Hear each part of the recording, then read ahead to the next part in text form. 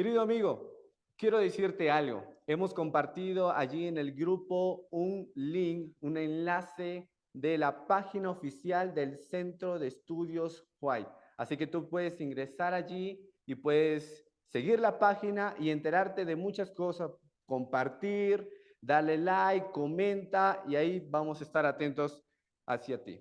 Ahora, para iniciar este seminario, Teología de la Última Generación, vamos a presentar al ponente que nos va a acompañar el día de hoy y el día de mañana, 28 y 29 de agosto, en el mismo horario.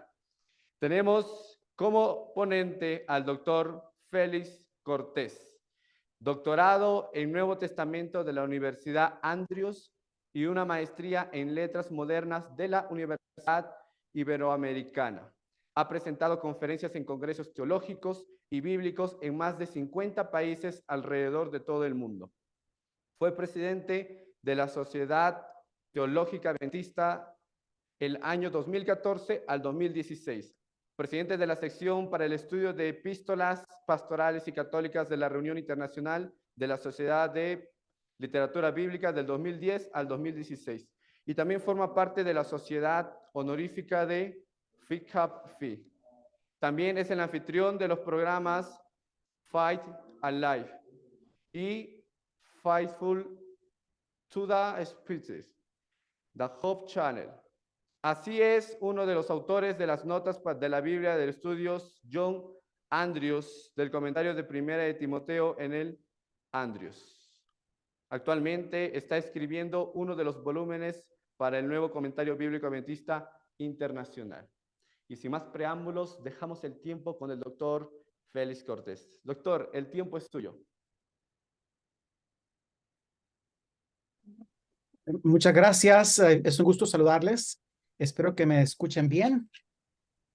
Vamos a hablar hoy acerca de la teología de la última generación, aunque realmente lo que más me interesa hablar es sobre el perfeccionismo, porque el asunto de la teología de la última generación me parece que no es tan importante como el estudio de perfeccionismo en nuestra iglesia. ¿Okay? Así que voy a compartir mi pantalla.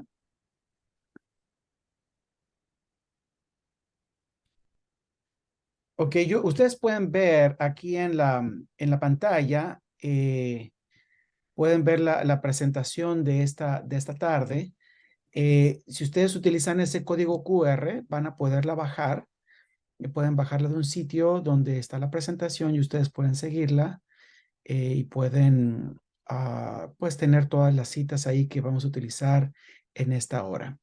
Antes de empezar nuestra presentación hoy, vamos a hacer una oración y después vamos a vamos a empezar a estudiar este tema y al final vamos a tener un tiempo para preguntas y respuestas. Oremos. Amante Padre Celestial, gracias por la oportunidad de estudiar tu palabra. Ayúdanos a entenderla. Ayúdanos a comprender tu voluntad para nosotros. Dirige nuestras vidas. Permite que cada persona que nos escucha en esta noche pueda ser bendecida y pueda, como resultado de esta plática, conocerte mejor, tener más confianza en ti y ser más victorioso en su vida cristiana. Te lo pedimos en el nombre de Cristo Jesús. Amén. Muy bien. Entonces, quiero empezar diciendo que en la Biblia tenemos un mandato muy claro, una expectativa muy clara, que es que Dios desea que seamos perfectos. Lo que vamos a tratar en esta hora tiene que ver con este mandato. Génesis 17:1 dice la Biblia que Dios le dijo a Abraham, cuando él tenía 99 años de edad, le dijo, yo soy el Dios Todopoderoso, anda delante de mí y sé perfecto. Esa es la expectativa que Dios tenía para Abraham. Deuteronomio 18:13, Dios le dijo al pueblo de Israel, perfecto serás delante de Jehová tu Dios. Okay. Y Mateo 5:48 dice, sed pues vosotros perfectos, como vuestro Padre que está en los cielos es perfecto. Entonces encontramos en la Biblia una expectativa de la perfección que Dios espera de cada uno de sus hijos. Ahora, debo decir que em, el detalle está en cómo entendemos esta perfección. ¿Ok?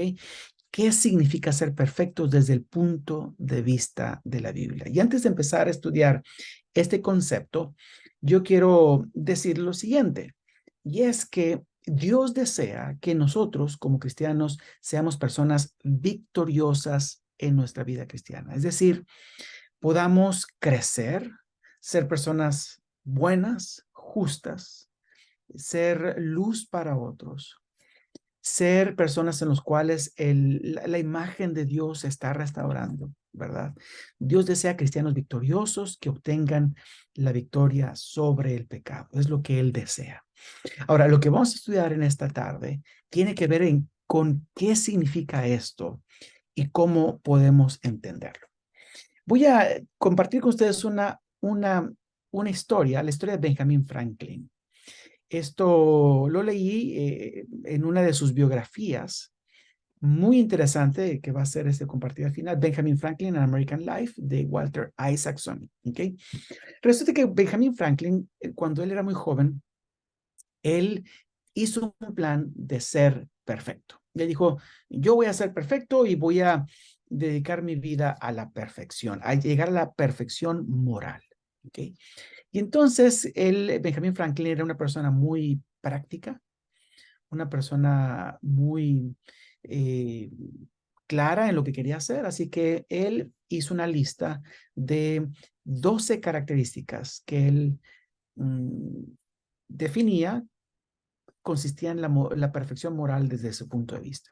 Él no está tratando de adquirir una perfección moral desde un punto de vista religioso, sino una perfección moral en todos los sentidos, como él lo entiende. Si dice, bueno, necesito ser temperante, ¿ok? Comer lo que es necesario, no más de lo necesario. Número dos, necesito aprender a guardar silencio, ¿verdad? Solamente hablar lo que sea útil para otros. Voy a tener orden, ¿verdad? Que todas las cosas tengan su lugar y haya un lugar para todas y que todas las cosas estén en ese lugar, ¿verdad? Además, resolución, es decir, eh, decidir lo que tengo que hacer y hacerlo, ¿verdad? Frugalidad, no malgastar el dinero. Industriosidad, nosotros lo conoceríamos hoy como utilizar bien mi tiempo, ¿ok? No perder el tiempo en nada que no sea necesario. Sinceridad, no mentir, no dañar a otros por medio del engaño, ¿verdad? Además, él habló de la justicia, ¿no? No hacerle daño a nadie, moderación, evitar los extremos, ser limpio, ¿verdad? Tanto en mi cuerpo como en mi vestimenta, como en mi lugar de trabajo y mi casa. Tranquilidad, no ser ansioso, no tener miedo, no estar angustiado por lo que puede venir en el futuro. Castidad. Entonces él habla acerca de su vida sexual, tiene que ser una vida casta. Muy bien. Y además, humildad. Resulta que esta última, la treceava, es muy interesante porque él primero tenía 12. Pero resulta que cuando lo comparte con unos amigos, su amigo le dijo, mira, te falta una virtud. Y la virtud que te falta es humildad, le dijo, porque tú puedes ser muy difícil, muy orgulloso. Así que él añadió una treceava, un treceavo ítem en su lista, decía humildad, ser como Jesús y como Sócrates. Muy bien. Así que eso era lo que Benjamin Franklin decidió hacer. Muchos cristianos adventistas, cuando pensamos en la perfección, muchas veces consideramos una aproximación similar, ¿no? Voy a hacer una lista de los 10 mandamientos, ¿verdad? Y entonces guardar los 10 mandamientos cada uno y cuando yo los guarde completamente, entonces yo voy a alcanzar la perfección moral, ¿verdad? Muy parecido. Pues resulta que Benjamin Franklin hizo un cuadernito y en ese cuadernito hizo 13 líneas, una para cada una de las virtudes y 7 columnas, una para cada día de la semana.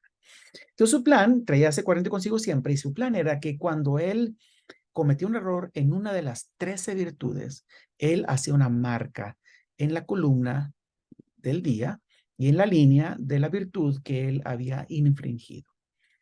Se dio cuenta que estaba muy lleno de errores, mucho más de lo que él se había imaginado antes. Cometía más errores de los que él creía que tenía. Y resulta que pues empezó a hacer las marcas y pues tenía que borrarlos porque tenía que utilizar la página para la siguiente semana, y se dio cuenta que tantas marcas y tanto borrar, pues el cuaderno se fue llenando de agujeros. Así que como se fue llenando de agujeros el cuaderno, finalmente decidió hacer una tableta de marfil donde tenía 13 líneas y 7 columnas, donde él podía borrarlo fácilmente sin que se desgastara. Y lo guardó toda su vida. ¿Okay? Pero voy a contarles al final qué es lo que pasó con Benjamin Franklin. ¿Okay?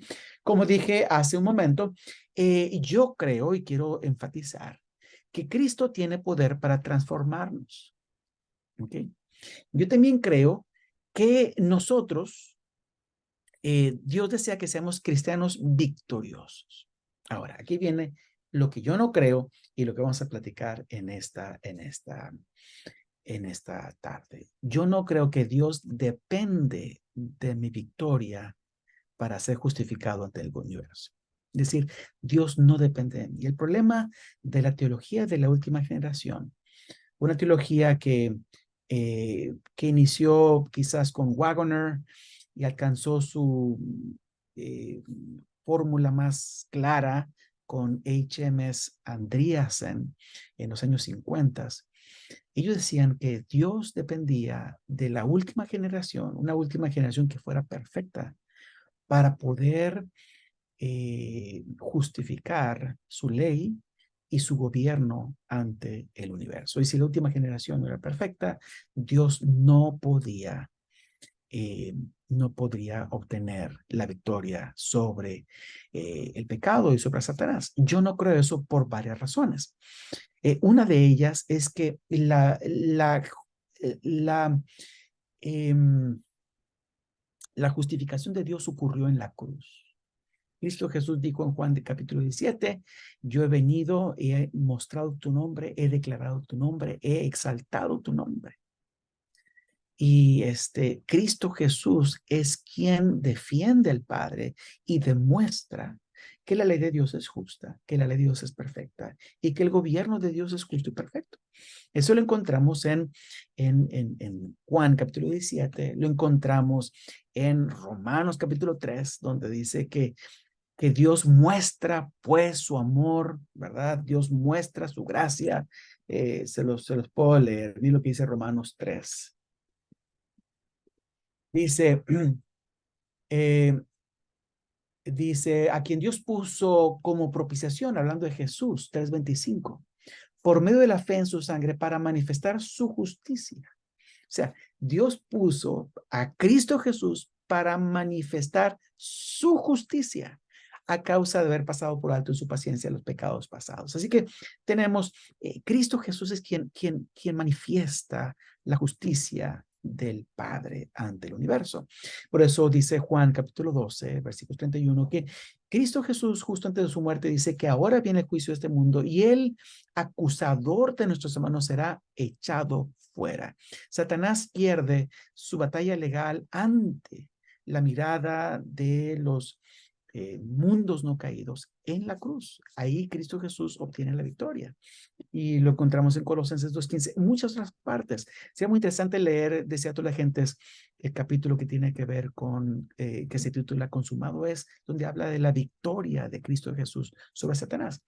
Ahora, esto lo cuento rápidamente porque no es el propósito de mi presentación. Yo quiero hablar más del tema más importante. ¿Qué quiere decir santificación? ¿Qué quiere decir perfección? ¿Okay? Así que, eh, así que yo creo entonces que Dios tiene poder para transformarnos. Dios desea que seamos cristianos victoriosos, pero no creo que Dios depende de mi victoria. ¿Okay? Y yo no creo en la impecabilidad del cristiano victorioso. Es decir, quiero hablar de qué significa impecabilidad y cómo está relacionado con ese tema de la perfección. Veamos acerca de qué es pecado. Bueno, para poder entender el asunto de la perfección y el asunto de la salvación, tenemos que entender algo. ¿Cuál es el problema? Alguien dijo en algún momento que el primer paso para resolver un problema, primer paso es reconocer que hay un problema. Segundo paso es entender cuál es el problema. Y una vez que tú entiendes cuál es el problema, entonces lo puedes resolver. Ahora, si queremos saber qué es la salvación, tenemos que entender cuál es el problema. El problema es el pecado. Y una vez que entendemos cuál es el pecado, vamos a entender cómo es que Dios soluciona el problema del pecado. ¿Okay? Y una vez que entendemos el problema del pecado, vamos a entender qué significa la victoria sobre el pecado, qué significa la perfección. ¿Okay? Así que hablemos de esto ahora. ¿Ok? Como yo les decía antes, aquí está lo que Waggoner decía, ¿verdad? Que Dios Waggoner ha pensado que Dios dejó la vindicación de su carácter a sus hijos. Como yo dije, Waggoner piensa, estos pueden leer las citas. Eh, Waggoner decía que la última generación vivirán vidas sin pecado en carne mortal. Vamos a hablar acerca de eso. ¿Ok? Andreasen dijo que la demostración final de lo que el evangelio puede hacer en y para la humanidad está en el futuro. Está hablando de la última generación. Es lo que decía Andreasen. ¿Ok? Dios ha reservado su mayor demostración para la última generación. Es lo que les comentaba hace un momento acerca de Andreasen. ¿Ok? Eh, y como yo les comentaba, ¿no? Que Cristo Jesús, como dice Juan capítulo 1, versículo 18, Él es en quien revela al Padre, es el que glorifica al Padre, es el que muestra la justicia del Padre, es el que muestra la gracia y la verdad del Padre, es el que derrota a Satanás. Eso no lo hace la última generación, de acuerdo a estos pasajes de la palabra de Dios, de acuerdo a la palabra de Dios. Pero otro detalle, lo que yo quería decir es que aunque Dios es glorificado por mi victoria, cuando un cristiano vive una vida cristiana victoriosa, Dios es glorificado en esa persona. Dios no depende de mi victoria para ser justificado delante del universo. Si ustedes van a la Biblia, ustedes pueden leer todas esas citas, bajarlo del sitio donde les mostré en el QR, el código QR. Se van a dar cuenta que Dios revela su nombre y defiende su nombre en su juicio contra las naciones. Cuando las naciones pecan contra Dios y Dios los juzga, Dios revela su justicia. Pero también cuando Dios juzga a Israel, Dios revela su justicia. ¿Ok? Si ustedes van más adelante, se van a dar cuenta que cuando Dios ofrece su gracia a las naciones y salva a las naciones, Dios muestra su carácter, Dios muestra su poder, su justicia. Dios defiende su nombre. Pero cuando Dios hace su gracia sobre Israel, perdona y logra rescatar a Israel, Dios también defiende su nombre. Entonces, Dios gana tanto en el juicio como en la salvación. Dios obtiene la victoria tanto al juzgar y destruir a aquellos que finalmente le rechazan, como también gana y justifica su nombre al salvar a aquellos que se aferran a Cristo Jesús y aceptan la salvación a través de Cristo Jesús. Dios justifica su nombre a través de todos estos actos. No depende de la última generación para hacer esto. ¿Okay? Eso es lo que quería decir. Muy bien. Ahora, ¿cómo entendemos qué es el pecado? ¿Cómo entendemos qué es el pecado? Bueno, si ustedes van a Juan, primera de Juan, capítulo 3, versículos 5 al 10, se van a dar cuenta que allí hay una definición de pecado muy interesante. Y en esta definición de pecado, el apóstol Juan dice que el cristiano no comete estos pecados. Dice, sabéis que él, Cristo Jesús, apareció para quitar nuestros pecados y no hay pecado en él. Todo aquel que permanece en él no peca. Todo aquel que peca no lo ha visto ni lo ha conocido. Hijitos, nadie os engañe. El que hace justicia es justo como él es justo. El que practica el pecado es del diablo, porque el diablo peca desde el principio. Y luego sigue diciendo los versículos más adelante. Para esto apareció el Hijo del Dios, para deshacer las obras del diablo. Todo aquel que es nacido de Dios no practica el pecado, porque la simiente de Dios permanece en él y no puede pecar porque es nacido de Dios. Entonces, este pasaje dice que Cristo Jesús vino para destruir el pecado, para destruir las obras de Satanás. Y todo aquel que nace de Dios, todo aquel que tiene la simiente de Dios en él, no peca ni puede pecar. La Biblia aquí es clara. El cristiano no peca, no puede pecar. ¿Ok? Muy bien. Pero si ustedes van unos 3 capítulos antes, a Primera de Juan capítulo 1, van a encontrar que hay otra aseveración de Primera de Juan que parece contradictoria. No lo son, pero a primera vista parece contradictorio. ¿Qué es lo que está pasando aquí? Dice, si decimos que no tenemos pecado, nos engañamos a nosotros mismos y la verdad no está en nosotros. Si confesamos nuestros pecados, Él es fiel y justo para perdonar nuestros pecados y limpiarnos de toda maldad. Si decimos que no hemos pecado, lo hacemos a Él mentiroso. Aquí está hablando de cristianos y le dice a los cristianos, ustedes dicen que no tienen pecado, lo hacen mentiroso a Él. Lo que usted tiene que hacer es reconocer su pecaminosidad, confesar su pecado y ser pues justificados por Él, perdonados por Él. Él está hablando a cristianos. ¿Okay? Entonces, estas dos aseveraciones de Juan en la primera carta de Juan son aparentemente contradictorias. A primera vista son contradictorias. ¿Cómo entendemos estas dos aseveraciones? Eso va a ser algo que vamos a contestar un poquito más adelante. ¿Okay? Ahora, esta aparente contradicción también la encontramos en los escritos de Elena de White. ¿Okay? Si ustedes van a los escritos de Elena de White, van a encontrar que ella habla de que los cristianos hoy deben de tener una vida perfecta, ¿verdad? Miren lo que dice Cristo en sus santuarios. Los que viven en la tierra, cuando se hace la intercesión de Cristo en el santuario celestial, deberán estar firmes ante la mirada atenta de un Dios santo, sin un mediador. Sus vestiduras deberán estar sin mácula, sus caracteres purificados de todo pecado por la sangre de la aspersión, por medio de la gracia de Dios, y sus propios y diligentes esfuerzos deberán ser vencedores en la lucha contra el mal. ¿Sí? Vestiduras blancas sin mácula. ¿Ok? Dice Elena White, debemos tratar de llegar a la perfección en Cristo.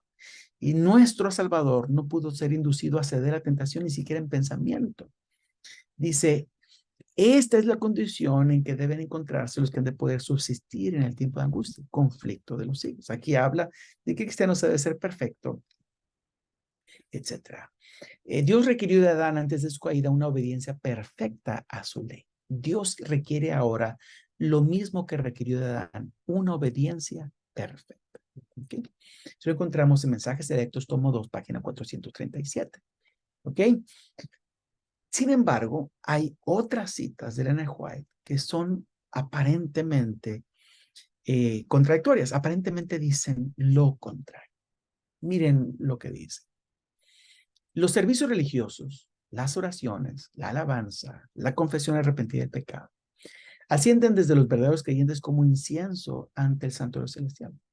Pero al pasar por los canales corruptos de la humanidad, se contaminan de tal manera que, a menos que sean purificados por sangre, nunca pueden ser de valor ante Dios.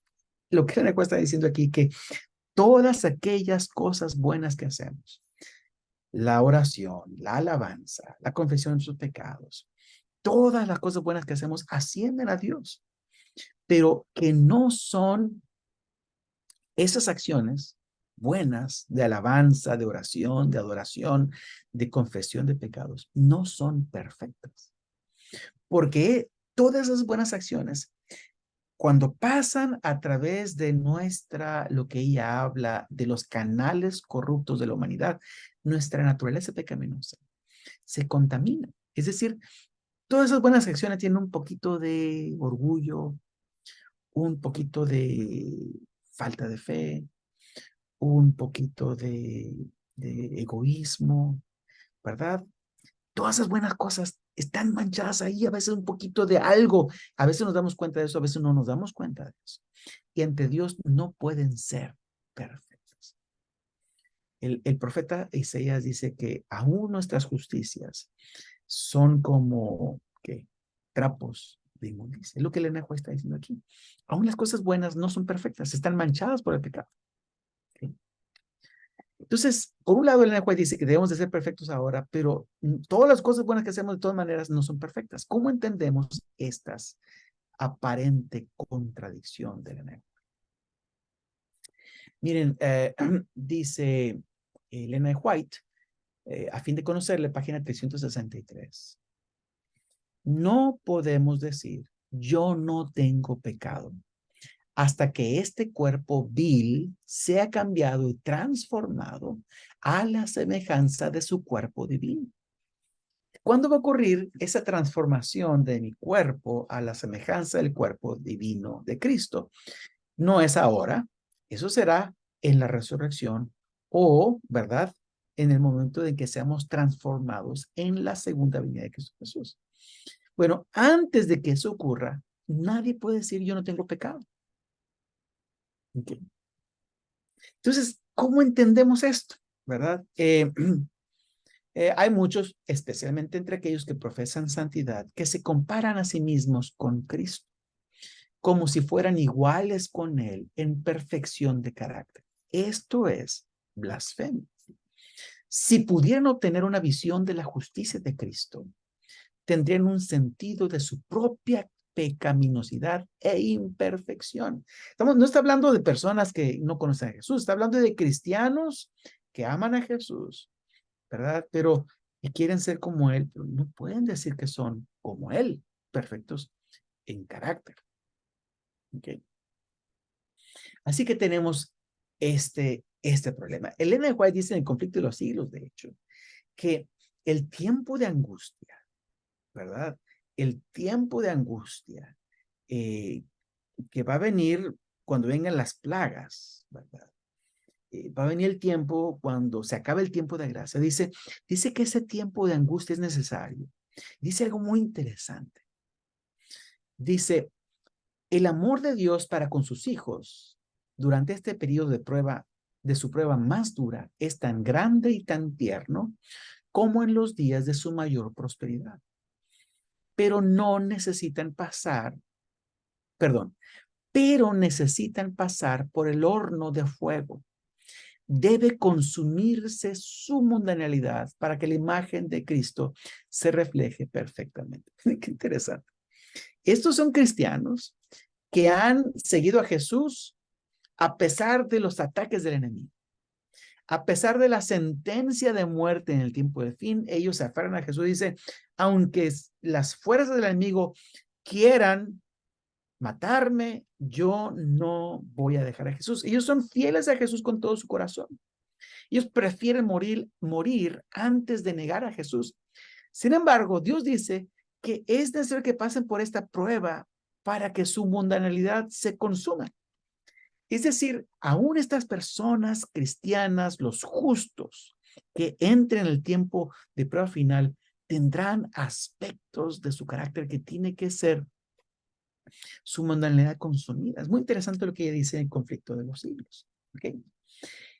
Dice nuestra elevada vocación, el tiempo de angustia es el crisol que ha de producir caracteres cristianos. Ha sido designado para conducir al pueblo de Dios a renunciar a Satanás y a sus tentaciones. El conflicto final les revelará a Satanás en su verdadero carácter como un tirano cruel y hará por ellos lo que ninguna otra cosa podría hacer: desarraigarlo enteramente de sus afectos. Es decir, estas personas cristianas, los santos, que son parte del pueblo de Dios en el tiempo de fin, al pasar por el periodo de prueba, ¿verdad? El tiempo de angustia de Jacob, ese periodo de prueba todavía purifica sus caracteres aún más y los lleva a renunciar a Satanás en una forma más profunda, una forma más completa. ¿Okay? Es interesante lo que ella dice aquí en estos pasajes. Entonces, ¿cómo entendemos, pues, que la Biblia y Elena White dicen que necesitamos ser perfectos, que no podemos pecar y que es imposible pecar si estamos en Cristo. Pero también dicen que no podemos decir que no tenemos pecado y que si decimos que no tenemos pecado, lo hacemos a él mentiroso y la verdad no está en nosotros. ¿Cómo entendemos estas dos aseveraciones por Juan en la misma carta? En Primera de Juan, capítulo 1 y capítulo 3. O las citas de Elena White que les he mostrado, donde Dios habla de que Elena White habla que debemos ser perfectos, pero al mismo tiempo no podemos decir que somos perfectos hasta cuando seamos transformados. Este cuerpo que tenemos se ha transformado a un cuerpo semejante al de la gloria suya, dijera Filipenses 3:20. ¿Cómo entendemos estas dos separaciones? Y es que la única manera de entenderlo es que tanto Juan como Elena de White están hablando de dos aspectos diferentes de pecado. ¿Okay? El pecado tiene varios aspectos. Ya hay aspectos del pecado que Dios espera que derrotemos hoy, seamos triunfantes sobre él hoy, ¿verdad?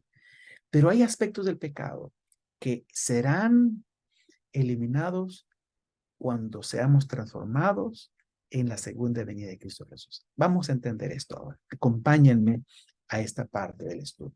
Muy bien. Primer aspecto del pecado. ¿A qué se refiere el pecado? ¿Okay? Bueno, un aspecto del pecado tiene que ver con las acciones. ¿Okay? Por ejemplo, todo aquel que comete pecado infringe también la ley, pues el pecado es infracción de la ley. ¿Okay? Muy bien, aquí estamos hablando de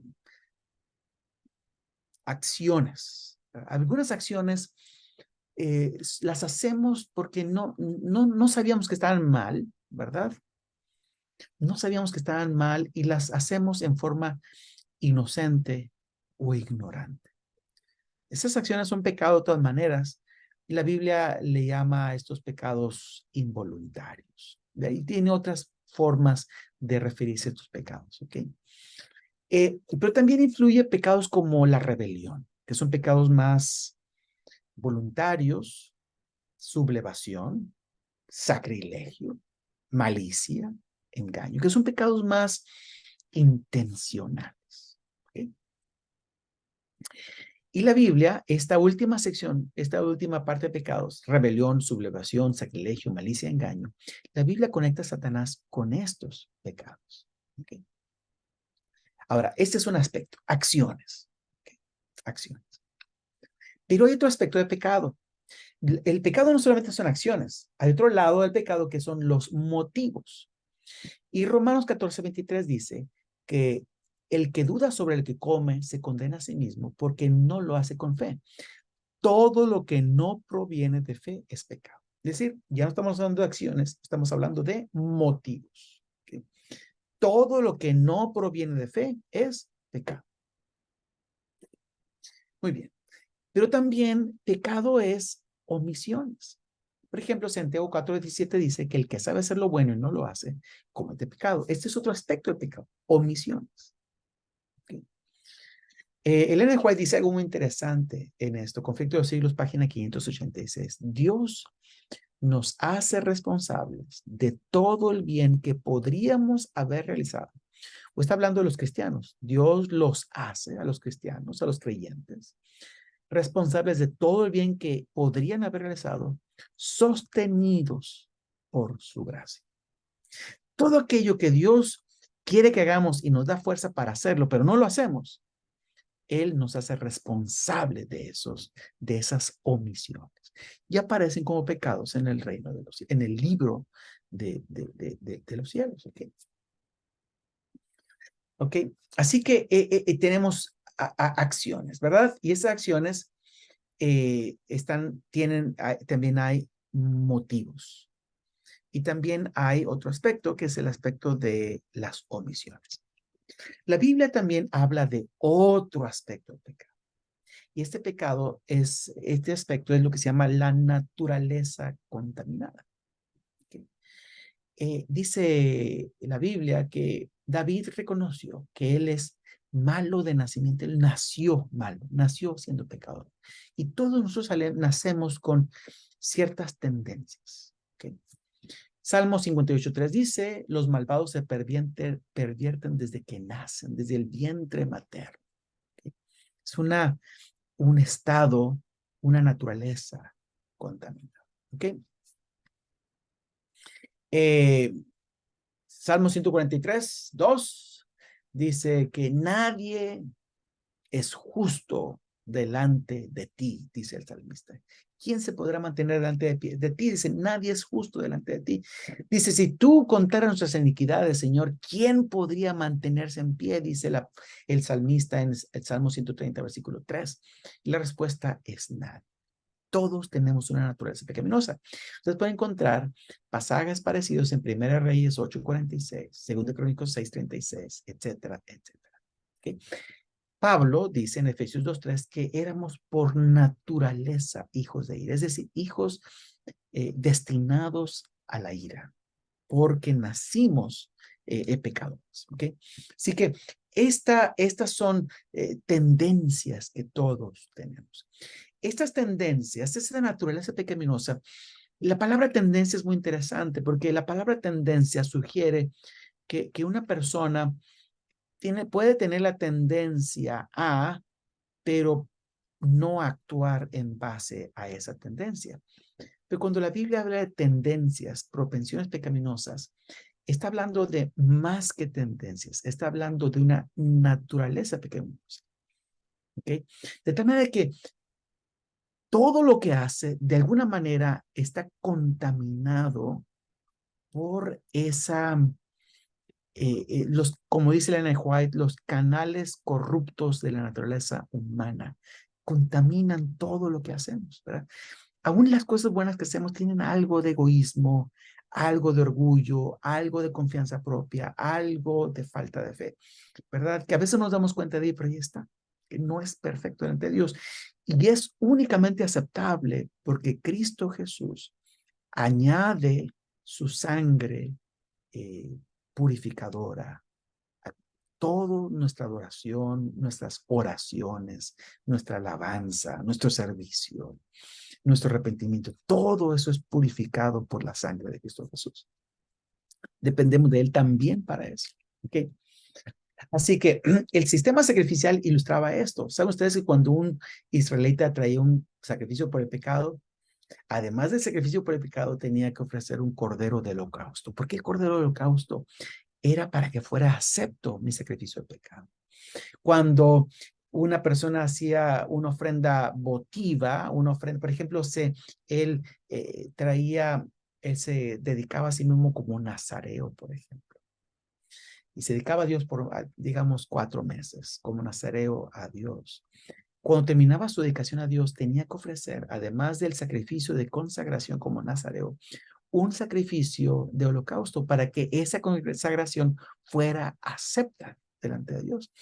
El día de la expiación terminaba con un sacrificio de holocausto para que fuera acepto delante de Dios. Es decir, todas nuestras alabanzas, nuestra consagración, nuestra confesión del pecado, todos nuestros actos de adoración a Él son aceptos únicamente por el holocausto, el sacrificio de Cristo Jesús en la cruz. ¿Okay? Eso es lo que ilustraba el santuario. Todas esas acciones tienen ese aspecto, ¿verdad?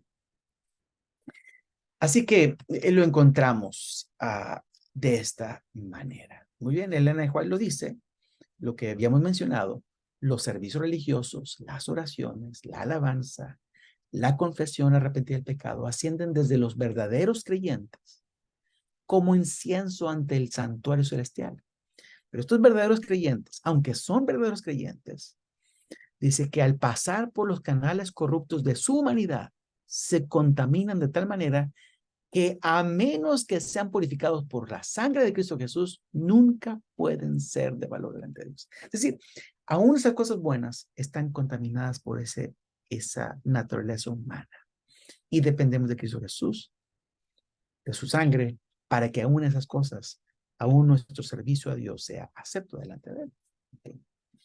Así que, en conclusión, si ustedes van a 1 de Juan, capítulo 1, versículos 8 al 10, el apóstol Juan está hablando, utilizando la palabra pecado para referirse de las consecuencias de nuestra naturaleza pecaminosa. Cuando Juan dice que nadie puede decir que no tiene pecado, nadie puede decir que no tiene pecado, él se está refiriendo a nuestra naturaleza pecaminosa, porque nadie puede decir que no tiene inclinaciones al pecado.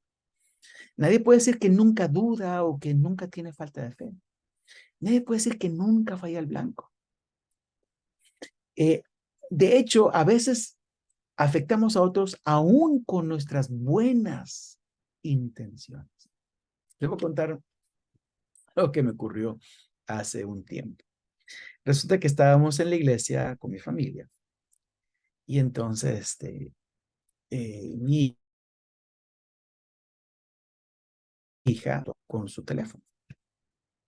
A mí no me gusta eso porque nosotros tenemos que poner atención en el culto. Yo le dije, guarda el teléfono. Y y cuando mi hija vio que la reprendí, le dije, tienes que guardar el teléfono y hazlo. Se molestó,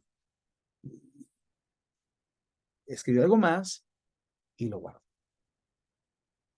Entonces mi esposa al final del culto me dijo, Félix me dijo, no debiste haber hecho eso. ¿Por qué? Le dije, es que ella estaba chateando en la iglesia. Me dijo, pero es que no entendiste el problema. ¿Cuál es el problema? Me dijo, mírame, tú sabes que tu hija tiene un problema de déficit de atención. Sí, le dije, yo sé que tiene un problema de déficit de atención. Bueno, me dijo, el tema era difícil de seguir y es cierto, el tema era un poquito aburrido, no estaba muy bien explicado, un poco difícil de seguir. Y mi hija estaba teniendo problemas para poner atención. Me dijo, y lo que pasó, me dijo, es que ella empezó a chatear con un amigo, y empezó a contarle lo que estaba diciendo el sermón. Y esa era la manera en la que ella estaba poniendo atención al sermón. Estaba contándole lo que el predicador estaba diciendo. ¿Okay? De esa manera ella podía poner atención. De esa manera ella estaba compartiendo con otra persona lo que el mensaje del sermón estaba diciendo. Y yo me di cuenta que con mis buenas intenciones yo había cometido un error. ¿Ya? Aún buenas intenciones uno comete errores, ¿verdad? Así que uno no puede decir que nunca falla el blanco. Nunca uno puede decir que siempre ha hecho todo lo que Dios esperaba de él en el grado que él esperaba que lo hiciera. Nadie puede decir que los motivos de sus acciones son perfectamente puros. Miren, cuando yo me puse a pensar en lo que yo le dije a mi hija, yo me di cuenta después que quizás lo que yo estaba haciendo, y yo no me paré a preguntar y a pensar en decirle a mi hija, ¿qué estás haciendo? ¿Por qué estás haciendo esto? Explícame.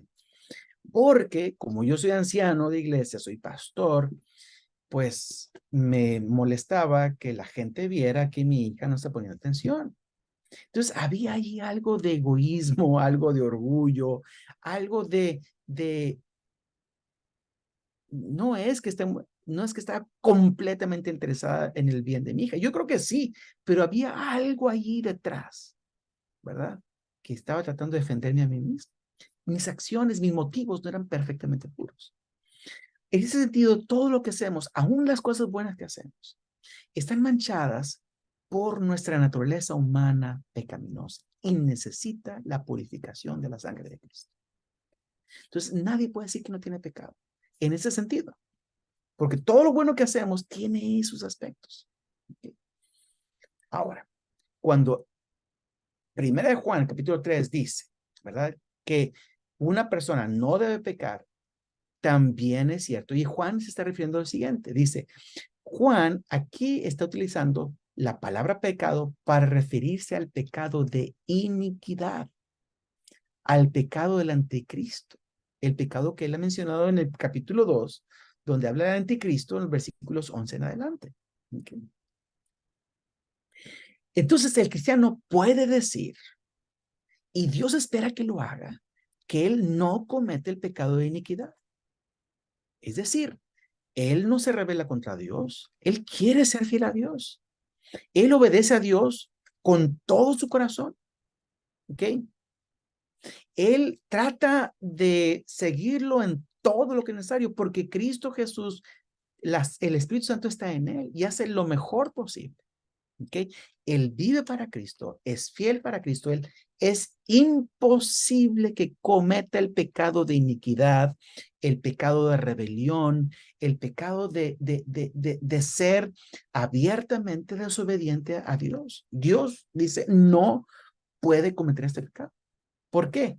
Porque el Espíritu Santo está en él, la simiente de Dios está en él. La Biblia, que la simiente, o el Espíritu Santo, que la simiente, hay dos interpretaciones de ese pasaje acerca de la simiente de Dios en el cristiano.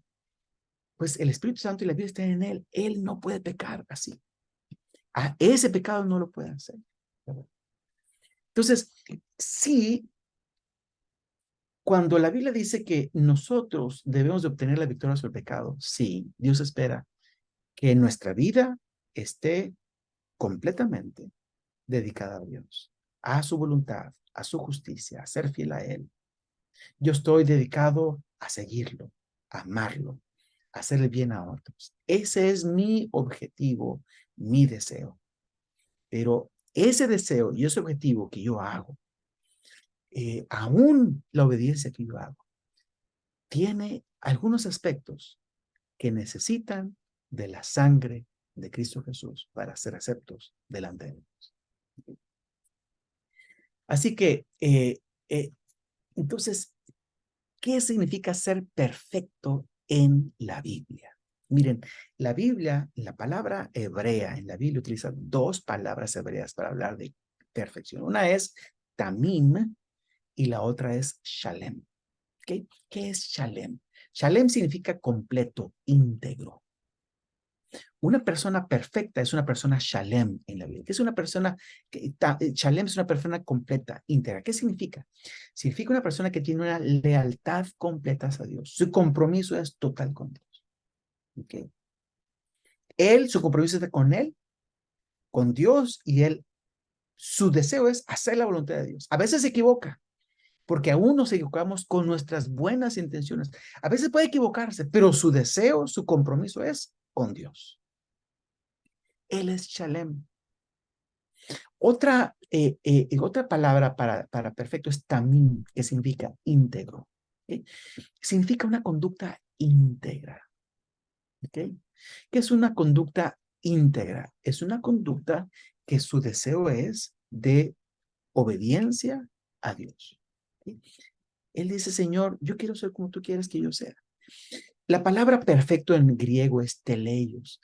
Y teleios es una persona que es madura, completa. Es lo mismo que tamim y shalem, completa, madura. Es decir, todo su deseo es seguir, su corazón está en ser fiel a Dios. Es lo que Dios espera del cristiano. Una lealtad completa, un compromiso total con Dios. Es lo que Él desea de Dios, es lo que Dios desea de nosotros. Eso es perfecto. Pero esa perfección no significa que nuestros actos no necesiten de la sangre de Cristo Jesús para limpiarlos, para purificarlos, para hacerlos aceptos. Aún esa lealtad completa, aún ese compromiso completo necesita ser rociado con la sangre de Cristo Jesús. Es decir, necesita ser aceptado a través de Cristo Jesús. Okay. Ahora, por eso en la Biblia, cuando hablamos de perfección, no estamos hablando de perfección en el sentido de que no tiene ninguna imperfección. Perfección en la Biblia no se refiere a impecabilidad, se refiere a lealtad completa. Por eso la Biblia dice, sed pues vosotros perfectos como vuestro Padre que está en los cielos es perfecto. Pero Lucas describe la misma frase que hizo Jesús, sed pues vosotros misericordiosos. Es decir, amantes como Dios es, siguiendo el ejemplo de Dios. No está hablando de una perfección desde el punto de vista de un acto que no tiene ningún defecto, sino está refiriéndose a una perfección de un acto que es amoroso, que es misericordioso, que es íntegro, leal a Dios, como Dios desea que sea. ¿Okay? Eso es ser perfecto. ¿Okay? Ahora, para entender un poquito esto, Quizás debemos entenderlo de la siguiente manera. El pecado existe primero en un estado de corrupción. ¿Okay? Este estado de corrupción que todos tenemos, todos nacemos así, produce acciones erradas. ¿Okay? Y estas acciones erradas producen una condenación legal, la muerte eterna. ¿Okay? ¿Cómo resuelve Dios el problema del pecado? Dios lo produce de la siguiente manera. Por medio de la justificación. Cristo Jesús murió por nosotros y nos perdonó el pecado, resolvió el problema de la condenación legal. ¿Okay? Esta justificación ocurre en el momento en que yo acepto a Jesús como mi Salvador personal. En el momento que yo me arrepiento, yo soy justificado. Justificados pues por la fe tenemos paz para con Dios. Allí soy salvo. Desde el punto de vista de Dios soy perfecto delante de Él. No porque lo sea en mí mismo, sino porque he sido justificado, he sido perdonado por Cristo Jesús. ¿Okay? Después de la justificación viene un proceso. Es un proceso de santificación. Ahora, este proceso de santificación dura toda la vida. ¿Okay? Vamos creciendo constantemente. Pero este proceso de santificación no me gana el cielo. No es meritorio. ¿Okay? No me gana puntos delante de Dios. No me gana la salvación. Pablo dice que la salvación no es por obras. La santificación es sencillamente la evidencia de que estoy en Cristo y estoy creciendo. Es decir, la santificación es el resultado natural de mi experiencia con Cristo Jesús. Voy creciendo. Y eso es el privilegio de los cristianos. Pero esta santificación empieza a resolver el problema de las acciones erradas. ¿Okay? Pero resulta que todavía hay un problema más, es el estado de corrupción. Y ese estado de corrupción, ¿hasta cuándo se resuelve? El estado de corrupción se resuelve hasta la glorificación. ¿Cuándo es la glorificación? Cuando Cristo Jesús viene por segunda vez y somos transformados. ¿Okay? Miren cómo dice algunos pasajes. Por ejemplo, voy a leerles algunos pasajes. Por ejemplo, justificados pues por la fe, tenemos paz para con Dios por medio de nuestro Señor Jesucristo. Estamos hablando de la justificación. Por quien tenemos también entrada por la fe a esta gracia en la cual estamos firmes y nos gloriamos en la esperanza de la gloria de Dios. Estamos hablando de la glorificación. He sido justificado y tengo esperanza de la gloria de Dios en el futuro. Y la esperanza no nos defrauda porque el amor de Dios ha sido derramado en nuestros corazones por el Espíritu Santo. Este derramamiento del amor de Dios en sus corazones por el Espíritu Santo es el proceso de santificación. Que tenemos los tres procesos en la vida cristiana. Por ejemplo, tenemos Romanos 6:22. Ahora pues habéis sido libertado del pecado, justificación. Y hechos siervo de Dios, tenéis por vuestro fruto la santificación y como fin la vida eterna, glorificación. ¿Se dan cuenta? Justificación, santificación, glorificación. Lo mismo pueden encontrarse en Romanos 8, ¿verdad? En Filipenses 3. Yo deseo ser hallado en él, no teniendo mi propia justicia, que se basa en la ley, sino la que se adquiere por la fe en Cristo, la justicia que procede de Dios y se basa en la fe. Justificación. ¿Y cuál es la esperanza? Pues yo quiero llegar a la resurrección de los muertos. Esa es la esperanza, la resurrección de los muertos, el momento de la glorificación. ¿Y qué viene después? Dice, bueno, ¿qué viene antes de eso? Dice, no que lo haya yo alcanzado, ni que yo sea perfecto, sino que prosigo. Está hablando aquí del crecimiento de cristiano. Prosigo para ver si logro hacer aquello de lo cual fui también nacido por Dios. Un proceso de santificación. Vienen los tres elementos. ¿Okay? Así que esta es la forma en que Dios me considera. ¿Okay? Entonces, ¿cuándo soy perfecto? Yo soy perfecto cuando yo soy justificado. ¿Okay? Soy justificado. En ese momento, Cristo Jesús con su sangre me limpia de todo pecado. Me presenta delante de Dios justo, perfecto delante de él. Ahí soy perfecto. Pero yo soy perfecto durante el proceso de santificación, no porque mis acciones sean perfectas, porque dijimos que aún nuestras buenas obras están manchadas por el pecado. Soy perfecto en el proceso de mi santificación porque yo soy justificado por la sangre de Cristo Jesús. En ese proceso de santificación, la sangre de Cristo Jesús me sigue cubriendo, me sigue haciendo acepto delante de Dios. ¿Okay? Y seré perfecto en la glorificación cuando finalmente ese cuerpo pecaminoso sea transformado a una vida, a un cuerpo semejante al de la gloria suya. ¿Okay? Por eso dice Ellen White, palabra de vida de gran maestro, en cada grado de desarrollo, nuestra vida puede ser perfecta. ¿Ok? Cada grado de desarrollo, la vida puede ser perfecta. ¿Okay?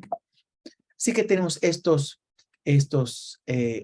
otra cosa que debemos ser importante aquí. Dependemos de la gracia de Dios desde que nacemos en Cristo hasta la segunda venida de Cristo Jesús. Dependemos de la gracia de Dios para toda nuestra vida cristiana. ¿Okay? Muy bien. Ahora, ¿se acuerdan que les conté la historia de Benjamin Franklin? ¿Qué pasó con Benjamin Franklin? Y voy a hablar del problema del perfeccionismo. Bueno, lo que pasó con Benjamin Franklin es lo siguiente. Él, como dije, se dio cuenta que esa tarea de ser moralmente perfecto, recuerden que tenía una lista con 13 ítems de las cosas, los aspectos en los cuales él quería ser perfecto. 13 aspectos, 13 características. ¿Okay? Se dio cuenta que llegar a la perfección moral era un asunto más difícil de lo que él se había imaginado. ¿Okay? El problema está en que él, mientras él se enfocaba en resolver un problema, una de sus faltas, él a menudo era sorprendido por otro de los problemas, por otros de sus defectos. Y se sorprendió de encontrarse más lleno de defectos de lo que él pensaba. Por ejemplo, dice, la humildad de un problema. Él trató de mostrarse humilde, batalló con la humildad, trató de por todas maneras de ser humilde. Sin embargo, dice, el orgullo surgía un día y otro día surgía el orgullo en el momento en que él menos lo pensaba. Dice que lo que más logró hacer es producir la apariencia de humildad. ¿Okay? Lo mismo con el manejo del tiempo. Él solo logró obtener la apariencia del buen manejo del tiempo. ¿Okay? Pero dice que la virtud más difícil para él para conseguir era la virtud del orden, limpieza y orden. Dice que él era un hombre desordenado. Y dice que ni siquiera pudo producir la apariencia de orden. Dice que finalmente se dio por vencido. Dijo, esto no lo voy a poder lograr. Y además dijo, a lo mejor es bueno que no lo logre, dice, para que la gente no piense que soy perfecto y tengan envidia de mí, imagínense. Así que, fíjense que cuando nosotros nos enfocamos en el perfeccionismo, en ser perfectos, hay 7 peligros. 7 peligros cuando me enfoco en ser perfecto. Yo debo enfocarme en ser leal a Jesús, en vivir para Él, en ser íntegro en mi conducta delante de Él. Pero no debo enfocarme en el perfeccionismo. Hay 7 peligros. Número 1. Mientras te enfocas en ciertos pecados, te olvidas de otros pecados.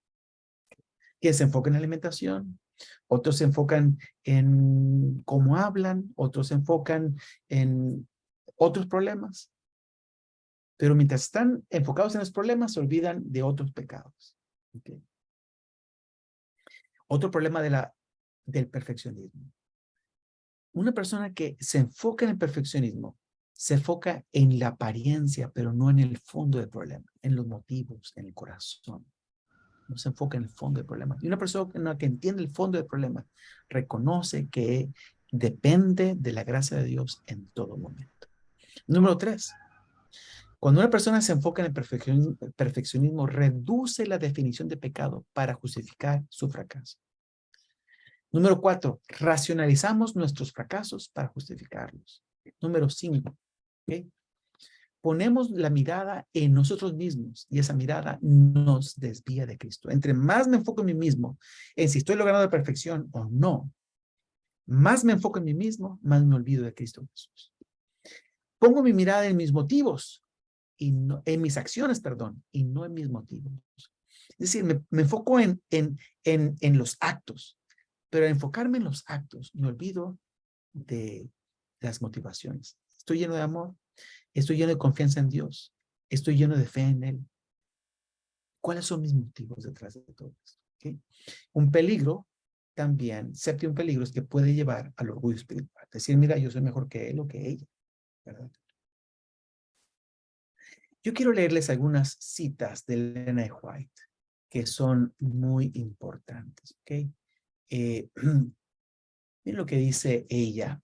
El carácter el carácter se da a conocer, no por las obras buenas o malas, que de vez en cuando se realizan, sino por la tendencia de las palabras y de los actos habituales de la vida diaria. ¿Okay? Un error que cometo en la vida no me define.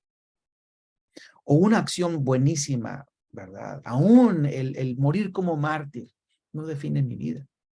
Lo que define es la tendencia de mis palabras, la tendencia de mis actos habituales. Es lo que define quién soy. ¿Okay? Camino a Cristo, página 57. ¿Quieres saber si estás en Cristo? Pregúntate, ¿quién posee tu corazón? ¿Con quién están tus pensamientos? ¿De quién te gusta hablar? ¿Para quién son tus más ardientes afectos y tus mejores energías?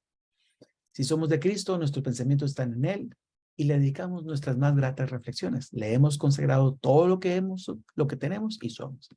Si yo amo a Cristo Jesús, mis pensamientos son para Él y yo le he consagrado lo que soy y lo que tengo y anhelo ser semejante a Él. Eso significa que yo estoy en Cristo. Significa que soy perfecto delante de Él, soy salvo delante de Él. Por la sangre de Cristo Jesús que me justifica delante de Dios. Es lo que significa. Los que llegan a ser nuevas criaturas en Cristo producen los frutos del Espíritu. Amor, no ansiedad, ¿verdad? Amor, no odio. Amor, no orgullo, ¿verdad? Gozo, no ansiedad. Paz, ¿verdad? Longanimidad o paciencia. Benignidad, bondad, fidelidad, mansedumbre, templanza. Esas son las características de un cristiano. ¿Okay? Sed pues vosotros misericordiosos como vuestro Padre que está en los cielos es misericordioso. ¿Okay? Miren lo que dice Elena de White en Camino a Cristo.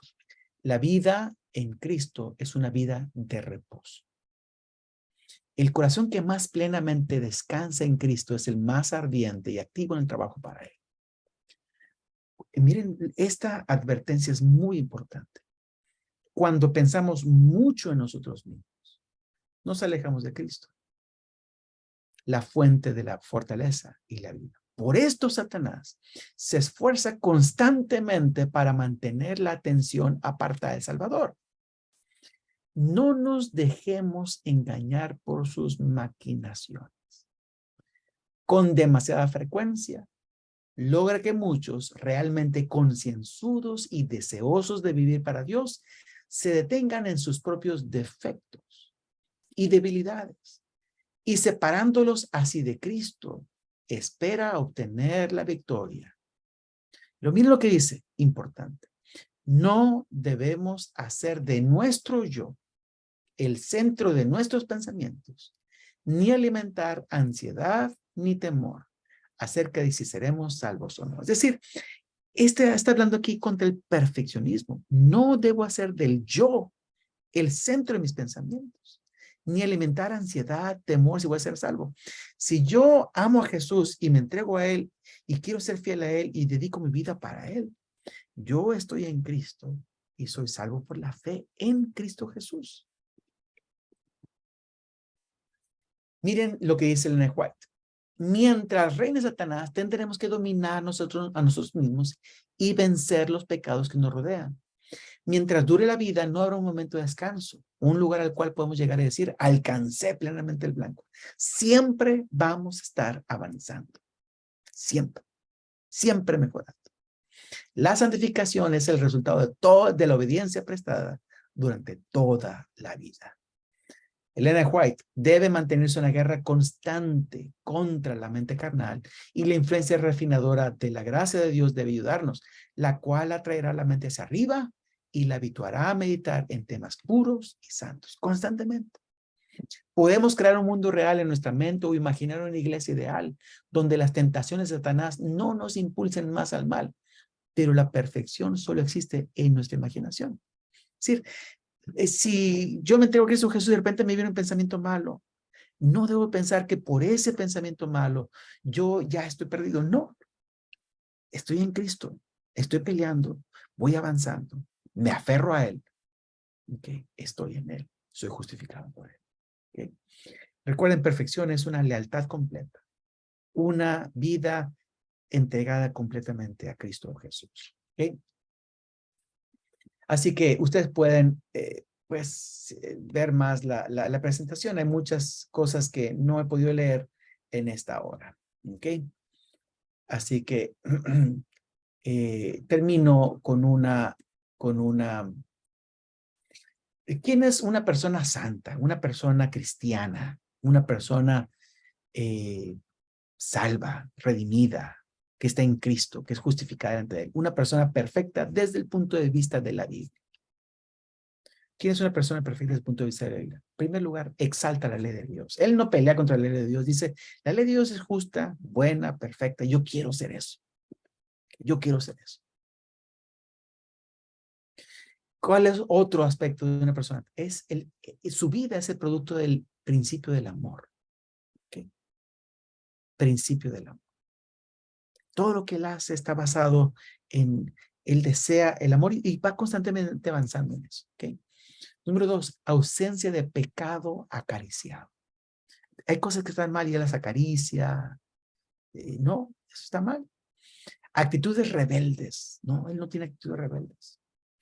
Una persona santa tiene una ambición santa. ¿Qué es esa ambición santa? Es una visión constantemente de que hay cumbres más elevadas por alcanzar en su vida cristiana. Dice, Señor, ayúdame a lograr esto. Ayúdame a avanzar en esto. Pero en ese avanzar, él no está angustiado por la salvación. Él sabe que es perdonado en Cristo Jesús, vive para Él, pero quiere reflejar cada vez más el carácter de Cristo Jesús. Es el resultado del deseo de vivir para Él. ¿Okay? Pero no depende de eso para su salvación. ¿Okay? Termino con lo siguiente. Cuando yo vivía en Montemorelos, había un árbol de naranjas en mi casa. Resulta que en Montemorelos hay naranjas muy buenas, ¿okay? Muy ricas. Pero el árbol de naranjas que estaba detrás de mi casa producía puras naranjas agrias, malas. ¿Okay? Así que yo no le ponía atención. Estaba ahí nada más como adorno. Un día llegó una persona que sabía de árboles y me dijo, oye, ¿tú tienes un buen árbol de naranjas allá atrás? Me dijo. Le dije, no, ese árbol solamente produce naranjas agrias. Le dije, mira, yo he probado las naranjas y todas son malas. Me dijo, no, me dijo, tú no entiendes cómo funciona tu árbol. Y me llevó ahí abajo, mira, mira. ¿Ves este árbol que está aquí? Ve el árbol, me dijo. Aquí tiene una cicatriz, me dijo. Este es un injerto, me dijo. Esta rama está injertada en este tronco. Y esta rama, si tú comes las naranjas de esta rama, dijo, estas naranjas son buenas. Las naranjas de todas las demás ramas, me dijo, son agrias. El problema es que la naturaleza de estas naranjas es muy fuerte. Entonces, las ramas agrias se reproducen muy rápidamente, muy rápidamente. Y el árbol dedica toda su energía en producir esas naranjas. Lo que tú tienes que hacer es cortar esas ramas agrias para que la energía del tronco se encauce y se concentre en la rama con las naranjas buenas. Si tú haces eso, vas a tener naranjas buenas. Y cuando me contó eso, yo entendí un poco mejor la parábola de la vid. ¿Se acuerdan de la vid? Juan capítulo 15. La Biblia dice que Jesús les contó a sus discípulos una parábola donde él dijo, mi padre es el labrador, yo soy la vid verdadera. Ustedes son las ramas. ¿Y qué pasa? Jesús es el tronco y nosotros hemos sido injertados en el tronco. Hemos sido injertados en el tronco. Okay. Y entonces, el jardinero es Dios, el Padre. Okay. ¿Qué pasa cuando una rama es injertada en el tronco? Bueno, en primer lugar, si es una herida en el tronco, es doloroso para el tronco, pero en esa herida nosotros somos injertados, ¿verdad? Es por medio del sacrificio de Cristo Jesús que somos injertados. Y una vez que somos injertados, la savia del tronco, la vida del tronco, fluye a través de la rama. Y cuando la rama abre sus fibras al tronco, ¿qué pasa? Bueno, pues la vida del tronco ahora fluye por la rama. ¿Y qué pasa cuando la vida del tronco fluye por la rama? Pues tiene vida y empieza a producir hojas y empieza a producir frutos. Pero ¿qué es lo que hace el labrador? Dice el labrador que él poda, limpia. La palabra es limpia, pero realmente es podar. Eso significa limpiar ahí en esa parábola. ¿Qué significa limpiar? El apóstol Juan está diciendo que lo que Dios está haciendo es limpiando las ramas de todo aquello que no sirve. ¿Sí? ¿Por qué? Porque resulta que el tronco del antiguo tronco, trae una naturaleza pues vieja. Entonces, Dios corta lo que no es necesario para que la energía se produzca en el fruto. El exceso de hojas, ¿verdad?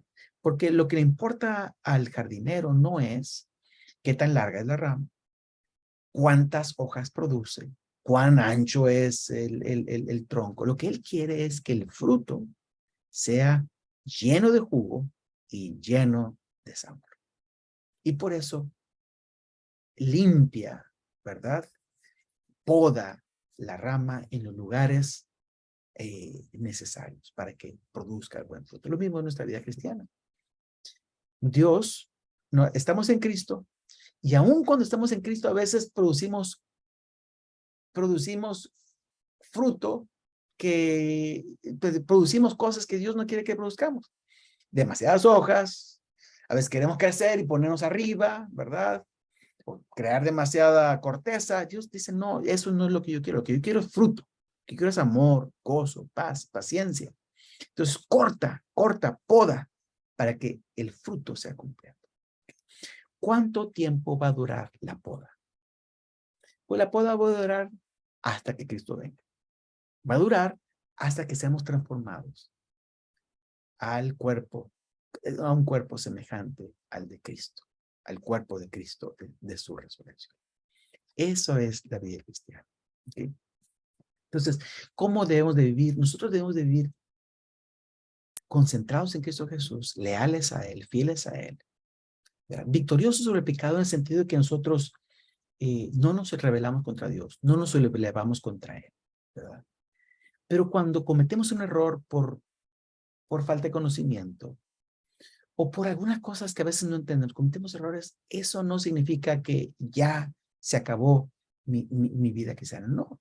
Significa que Cristo Jesús tiene que seguirme podando, tiene que seguir trabajando en mí, tiene que seguir guiándome en mi vida cristiana para que yo vaya creciendo y produciendo los frutos que Él quiere que yo sea. Perfección en Cristo significa una lealtad completa a Cristo Jesús, una entrega completamente a Él, el deseo de agradarle en todo. ¿Ok? Que Dios les bendiga. Muchas gracias por su atención.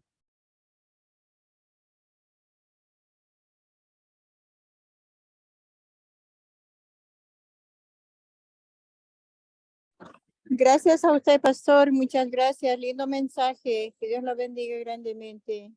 Dios les bendiga mucho. Muy bien. Ok.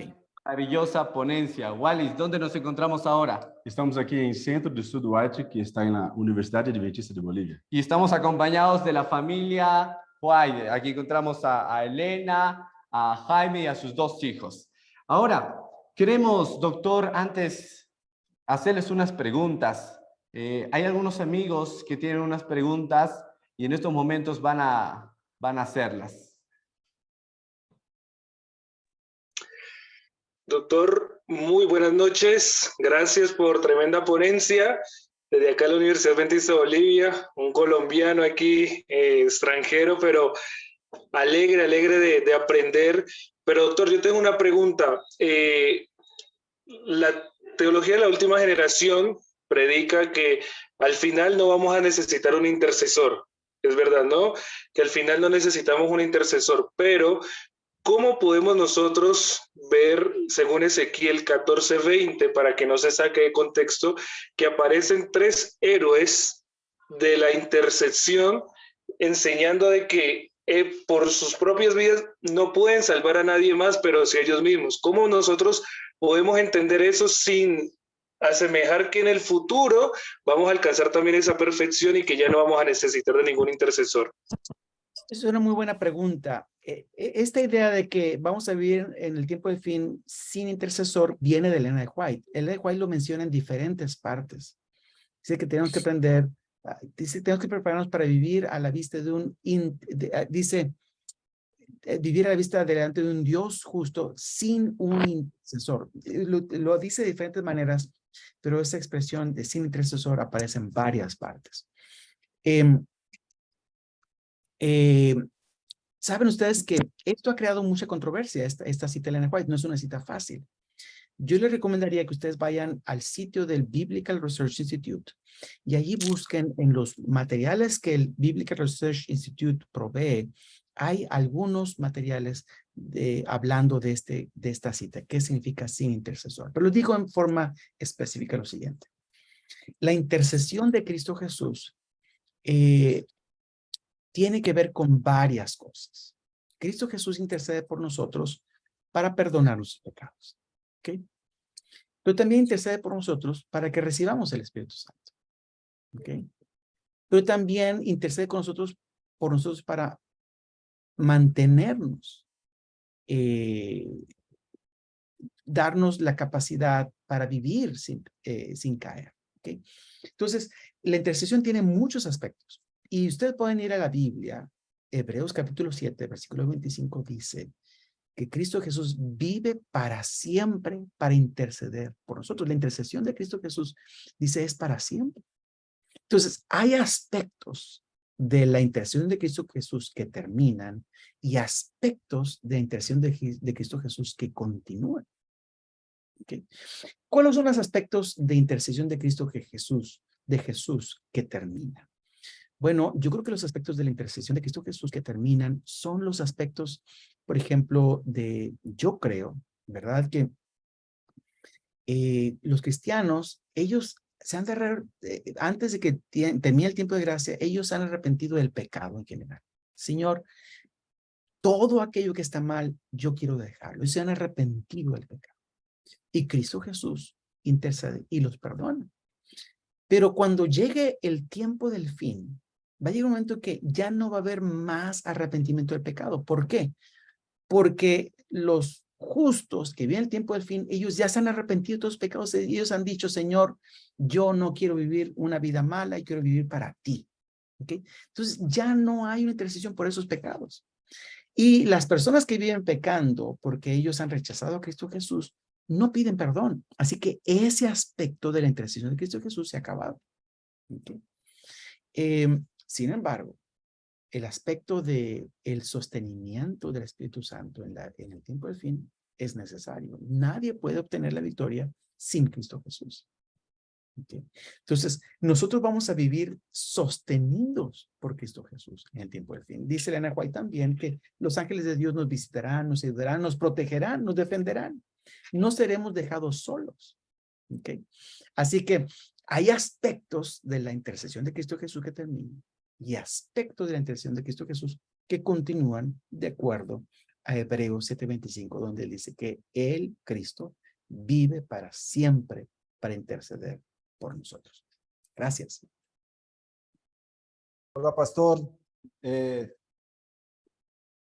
Prender aqui mi video. Olá, pastor, tudo bem? Graças por toda a exponência que está haciendo. Mi nombre es Fabricio, soy de Brasil, estoy haciendo teología en la UAB y quiero hacer una simple pregunta, pastor. Usted habló sobre los pecados, ¿no? Y gostaria de que me explicasse um pouco mais si tiene algún pecado que no es perdonado a Dios? Sí, una muy buena pregunta. Mateo, si recuerdo bien, en Mateo 12, donde Cristo Jesús dice que el pecado contra el Espíritu Santo no será perdonado, ¿verdad? Y ustedes van a Hebreos capítulo 6, versículos 4 al 6, dice que es imposible para Dios restaurar al arrepentimiento a un cierto número de personas. No número de personas, un grupo de personas, ¿verdad? ¿A qué se refiere este pecado que no es perdonable? ¿Okay? Yo tengo una presentación completa para hablar acerca de eso, pero voy a resumirlo en pocas palabras. La sangre de Cristo Jesús nos puede libertar de todos los pecados que hemos cometido, todos, sin excepción. Pero hay algo de lo cual la sangre de Cristo Jesús o Cristo Jesús no me puede perdonar. ¿Y qué es eso? Del rechazo de Él. Si yo rechazo a Cristo Jesús y le digo, Señor, yo no quiero nada contigo, no hay nada. No hay otro Salvador. No hay otro nombre debajo del cielo que yo pueda usar para ser salvo. Es decir, cuando yo rechazo la oferta de salvación que Dios me da a través de Cristo Jesús y a través de su Santo Espíritu, pues si yo rechazo esa oferta, no hay nada más que Dios pueda hacer. Ahora, esto no quiere decir que una persona que un día que está molesto por algo que le ha pasado, por las duras, a veces tentaciones y sufrimientos, a veces reclama a Dios, a veces dice, Señor, yo no tengo nada que hacer contigo, no quiero saber nada de ti.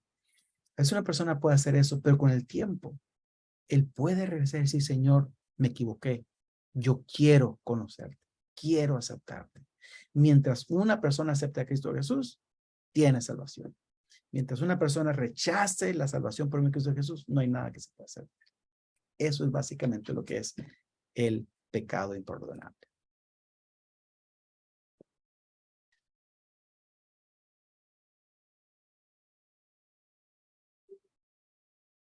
Pastor, buenas noches. Me llamo René Lima. Quiero agradecerle por los temas que estamos aprendiendo, están muy interesantes. Algunos minutos atrás usted habló sobre la importancia de pecados acariciados, ¿no? El tema de nuestras buenas intenciones que muchas veces pueden ser mal vistas, ¿no? Mi pregunta sería, ¿cómo nosotros, en un contexto, claro, bíblico, ¿no? Simple, sencillo, cómo podemos hacer para que podamos continuar al lado de Cristo y de cierta forma continuar pecando menos, ¿no? Porque aquí, felizmente, nosotros cometemos pecados todos los días, ¿no? Como dice Mateo, si miramos a una mujer, ya adulteramos. Si tenemos odio en el corazón, dice la Biblia que ya matamos al hermano, ¿no? Entonces, ¿cómo podemos hacer para que tengamos en cuenta ese concepto bíblico de una perfección, pero también al mismo tiempo de evitar pecar constantemente? Gracias. Bueno, Cristo Jesús dijo, permaneced en mí, ¿verdad? Y yo en vosotros. El que permanece en mí llevará mucho fruto, ¿verdad? Quien no permanece en mí no puede llevar fruto. La Biblia dice, Salmo 119, en mi corazón he guardado tus dichos para no pecar contra ti. El leer la palabra de Dios, ¿verdad? Es lo que me capacita para vivir una vida cristiana. El Espíritu Santo nos convence de pecado y el Espíritu Santo es el que transforma nuestros corazones y nos guía en la vida cristiana. Somos renacidos de simiente incorruptible por la palabra de Dios, 1 Pedro, ¿no? Y hay pasajes donde hablan de estos aspectos, ¿no? Yo creo que nosotros no debemos hacer vida cristiana muy compleja. La vida cristiana depende de conocer quién es Cristo Jesús y aceptarlo como mi salvador personal. Es decir, aceptarlo como una persona que me ama, ha muerto por mí, me ha perdonado por los pecados, y Él es el ejemplo al que yo sigo. ¿Okay? Entonces, mi vida se dedica a seguir su ejemplo. ¿Okay? Yo no soy salvo por seguirlo perfectamente, soy salvo por dedicarme a Él, para vivir para Él, ¿verdad? Soy cubierto por la sangre de Cristo Jesús. Me levanto en la mañana, le digo, Señor, guíame este día, ayúdame a hacer lo mejor, voy a vivir para ti. Ese es mi primer trabajo, consagrarme a Dios, y vivo para Él. Si cometo un error, le digo, Señor, perdóname, ayúdame a transformar esto, voy adelante. Mi vida está concentrada en Él, está centrada en Él, vivo en paz con Él, reposo en Él, leo acerca de Él, aprendo acerca de Él. Eso es lo que se requiere en la vida cristiana. ¿Okay? Como dice Ellen White, quien descansa en Cristo es el que es el más productivo para Él. La vida cristiana es una vida de reposo en Cristo. No es una vida de ansiedad. ¿Okay? No es una vida de angustia, de que ¿qué me falta? Que estoy... No. ¿Qué es lo que Cristo quiere para mí? Eso lo hago hoy, voy adelante con Él. ¿Okay? Y nosotros tenemos que aprender a vivir así. ¿Okay? Justificados pues por la fe, tenemos paz para con Dios. Y esos son los aspectos de la vida que tenemos que aprender. Gracias, pastor. Muchas gracias.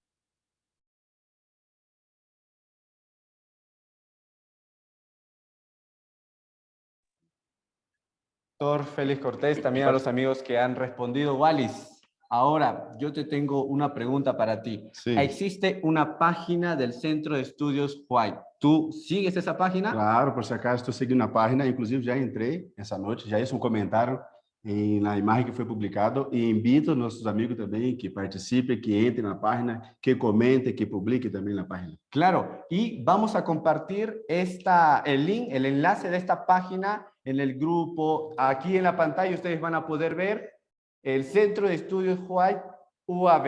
Entonces, comparte, reacciona, comenta y te invitamos. Mañana continuamos con el mismo tema del perfeccionismo a la misma hora y con el doctor Félix Cortés.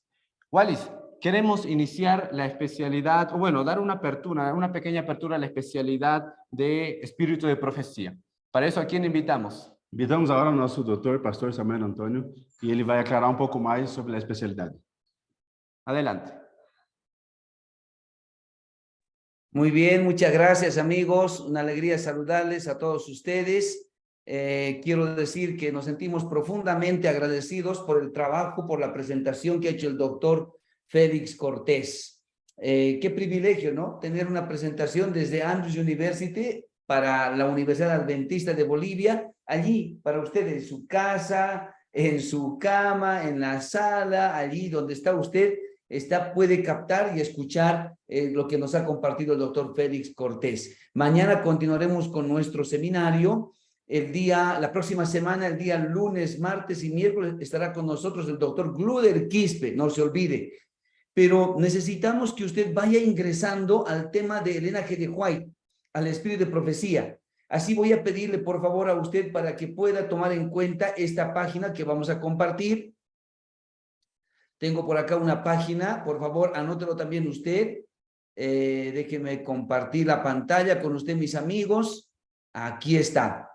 Anoten esta página, por supuesto, allí está la página. No se preocupen por lo que ven, ahora sí, allí está. Miren, ustedes entran a su buscador, a su navegador, y allí van a colocar White State. ¿Está bien? whitestate.org. Pueden escribir allí así ustedes, por favor. Vamos a ir juntos.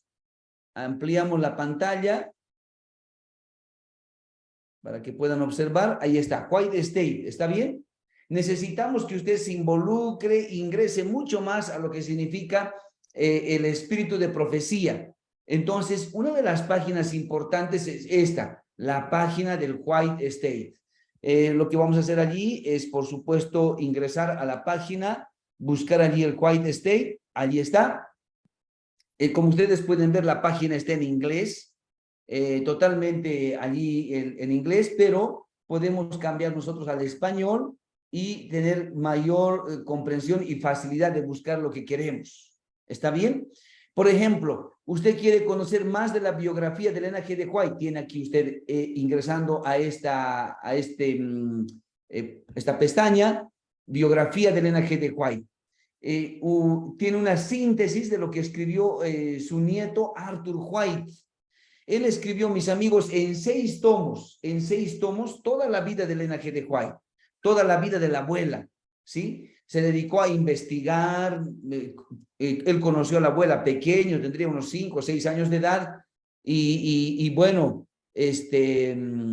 vivió un tiempo con la abuela, conoció a la abuela, y después se dedicó a investigar la vida de la abuela, y escribió 6 tomos de la vida de Elena G. de White.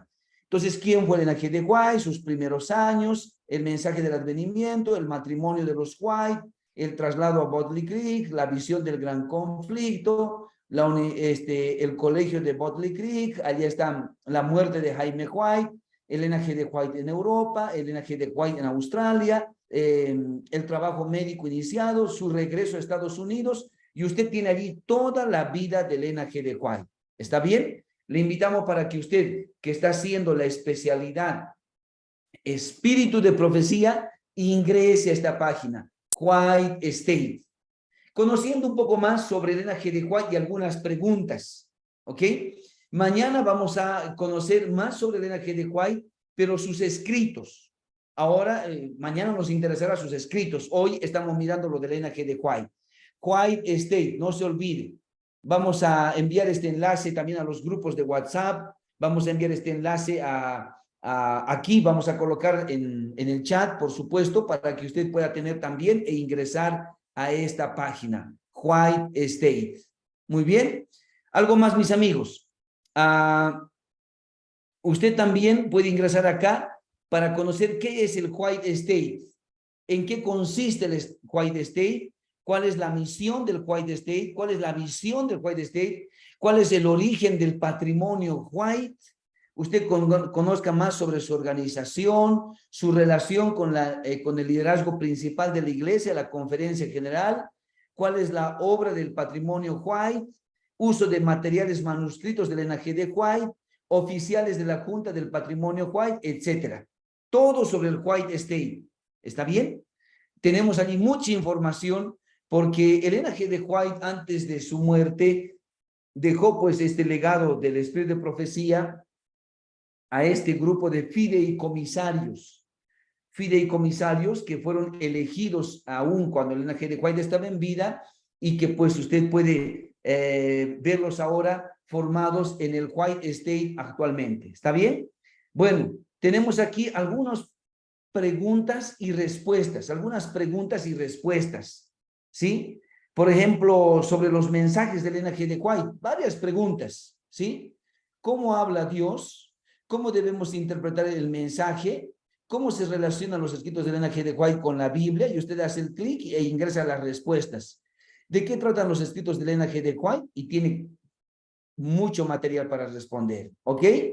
También usted puede entrar a preguntas y respuestas sobre Elena G. de White. Una cosa son los mensajes de Elena G. de White y otra cosa es sobre la vida misma de Elena G. de White. Usted tiene preguntas, por ejemplo, sobre su membresía, las visiones de Elena G. de White, los asuntos financieros de Elena G. de White, las credenciales ministeriales que recibió Elena G. de White. Usted tiene allí el tema del plagio, entre comillas, de Elena G. de White, las enseñanzas de Elena G. de White, el uso de versiones de la Biblia, etcétera. ¿Ok? Tiene mucho contenido allí sobre preguntas y respuestas sobre Elena de White. Acá también tiene comentarios sobre declaraciones inusuales encontradas en los escritos de Elena G. de White. ¿Qué comentarios? Por ejemplo, cuando ella dice, nunca digas ni sientas que eres salvo. No soy un profeta. Y estas declaraciones, algunas de ellas, por ejemplo, han sido sacadas fuera de su contexto. Y aquí están, ¿sí? Usted las tiene, algunas citas, algunas declaraciones que fueron sacadas de su contexto. Declaraciones inusuales sobre cuestiones científicas. ¿sí? La fusión del hombre y la bestia, declaraciones astronómicas, muerte por cosméticos, masturbación, volcanes, cinturas de avispa, pelucas y locura, etcétera. Tiene cantidad de temas que han sido desarrollados por el Patrimonio White cuando ellos preguntan sobre algunas declaraciones inusuales de Elena G. de White. ¿Ok? ¿Qué más? Tenemos aquí declaraciones erróneamente atribuidas a Elena G. de White. Algunos aparecen indicando que Elena G. de White dijo esto o dijo aquello. Por ejemplo, comida sabática en otro problema. ¿Sí? Aquí tenemos la autoría de pensamientos sobre Daniel y la revelación. Identidad de los, dice de aquí, de los escondites de las montañas de Melquisedec. Trabajo para cerrar primero en el sur, etcétera. Los huevos de medianoche sobre tu mesa. Bueno, Elena G. de White y los 144,000. Esta traducción, ustedes saben que es una traducción rígida, vamos a decir, pero usted puede encontrar en el original, en inglés, de manera mucho más clara.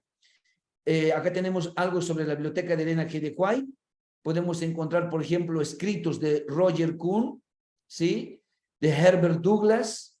Tenemos escritos de Arthur White, de George Knight, de Francis Nichol, varios de ellos que escribieron sobre temas vinculados a Elena G. de White, ¿sí? ¿Quién fue Elena G. de White? Los escritos de Elena G. de White, declaraciones inusuales, artículos de La Puerta Cerrada, artículos adicionales sobre el uso de fuentes literarias, respuestas a las representaciones hechas en el video, ¿sí? Recursos sobre el sábado patrimonial, etcétera. Bueno, tiene también usted varios temas allí vinculados a Elena G. de White, pero escrito por otros autores que no necesariamente son fideicomisarios o que son parte del White Estate, ¿ok? No necesariamente, ¿sí? Tenemos una biblioteca interesante para comprender mejor a Elena G. de White desde el punto de vista de otros autores. Y acá tenemos centros de recursos digitales del Patrimonio White, que por supuesto van a ayudarnos a entender mejor esta y conocer más sobre Elena G. de White. Acá tenemos los escritos de Elena G. de White, libros de Elena G. de White, tenemos audiolibros, el devocional diario, que usted puede leer una cita de Elena G. de White o el pensamiento del día, ¿sí? Tenemos también otros recursos en esta misma página, puede observar guías de estudio, sesiones de la Asamblea General, de la Conferencia General, aplicaciones de escritos de Elena G. de White, etcétera. Fotos, enlaces, tenemos aquí la biografía de algunos pioneros que vivieron en el tiempo de Elena G. de White, historia de los pioneros, etcétera. ¿Está bien? Amigos, tenemos mucho material. Y antes de que ingresemos de pleno a la... antes de que ingresemos plenamente, totalmente a la especialidad, el espíritu de profecía, necesitamos que usted ingrese y conozca más de Elena G. de White. A usted que le gusta estar allí en las redes, en el internet, le gusta estar investigando qué hay, qué encontró, este es su momento. ¿Está bien? Esperamos que haya novedades. Mañana haremos un concurso sobre qué encontró usted a ver en esta página y pueda ganarse algún incentivo, algún premio. Amigos, muchas gracias. Gracias, Diego. Gracias a nuestro amigo Wallis. Invitamos a todos para que visiten la página que hemos indicado. ¿Está bien? Permítame, está enviando saludos ahí nuestro querido Pastor Josué Vera desde Ecuador. Gracias, Pastor Josué Vera. Pastor Josué Vera, visite la página del White Estate. No se olvide. Usted puede visitar Pastor Eche, allí desde Puente Piedra, Lima. Donde usted se encuentre, visite la página del White Estate, que ya está colocado allí en el chat. ¿Está bien? Muchas gracias, mis amigos. Muy buenas noches. Adelante, Diego Solís y Wallis. Así es. Muchas gracias a ustedes por estar participando con nosotros y también por estar siguiendo nuestra página. Nesse momento, invito que cierre seus ojos y vamos a hacer una última oración. Padre amado, que habita en las alturas de cielos, Graças, meu Padre, por esses momentos que passamos em tu nome, por lindas mensagens que aprendemos mais de ti. Esteja também com cada família, cada hogar aqui representado. Só bendições que lhe pido e lhe agradeço em nome de Jesus. Amém. Nos vemos até amanhã.